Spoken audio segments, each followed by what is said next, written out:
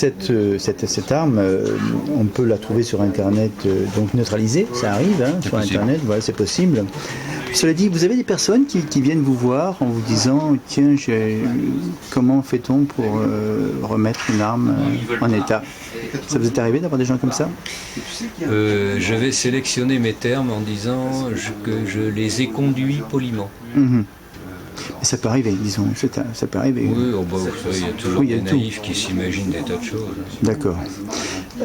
Donc, une arme neutralisée, quand on veut être en accord avec la loi, on l'achète sur la armerie de toute façon. Vous en vendez des armes ça ne change rien.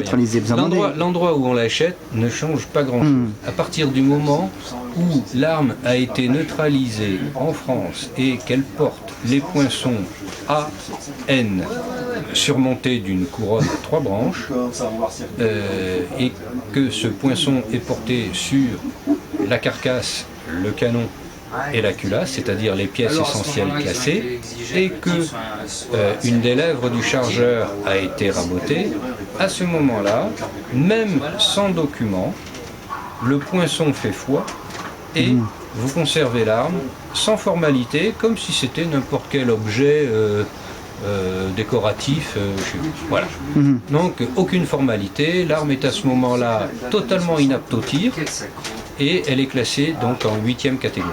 Vous ne pensez pas qu'il peut peut-être se faire aider par un professionnel, disons, un spécialiste de la démilitarisation Trop dur. Même un spécialiste, lui il ne pouvait pas le faire tout seul, ça, ce travail. Non, beaucoup trop de travail. Mais lui non plus, il ne pouvait pas le faire, c'est ça? Non. Oui. Non. Dans la mesure où il s'agit d'une arme neutralisée en France, oui, en France, mais sa remise en état de tir. Ah oui, ce que vous disiez tout à l'heure. On est d'accord. Mais je parlais de l'arme qu'il a acheté lui, de ce tueur qui a acheté. Je ne sais pas d'où elle vient. Oui, à mon avis. Donc je ne connais pas le pays qui a effectué la neutralisation.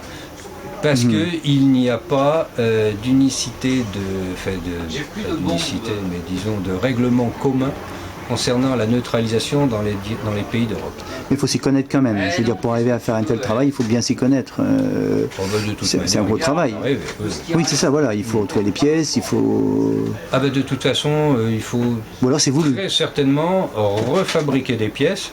Donc disposer des machines-outils nécessaires, tours, fraiseuses, etc. etc.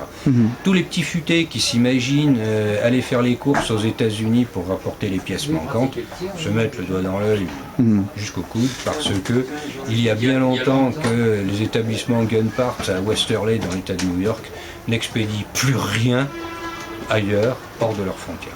Parfait, très bien. Merci, monsieur, de votre... accueil et de ces précisions qui sont importantes à mon avis.